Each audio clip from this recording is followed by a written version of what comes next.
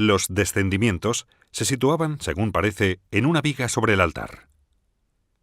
Nos hallamos ante uno de los conjuntos más importantes de la escultura románica europea del siglo XII. La escena representa el momento en que Nicodemo desclava de la cruz la mano de Cristo, mientras José de Arimatea hace el gesto de sostener su cuerpo sobre los hombros. A los lados hay las imágenes de los dos ladrones, Dimas y Gestas. Como los brazos de las esculturas son articulados, se ha supuesto que debían de tener un uso relacionado con los dramas litúrgicos medievales del ciclo pascual que se representaban en las iglesias durante la Semana Santa.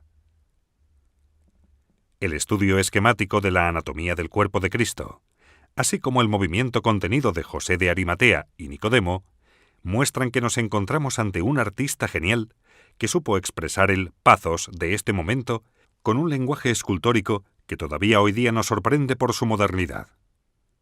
Se ignora el nombre del maestro que realizó estas esculturas, si bien históricamente se ha atribuido a un hipotético taller de Erill, activo durante la primera mitad del siglo XII, del que se conservan otras esculturas parecidas, procedentes mayoritariamente del Valle de Buy.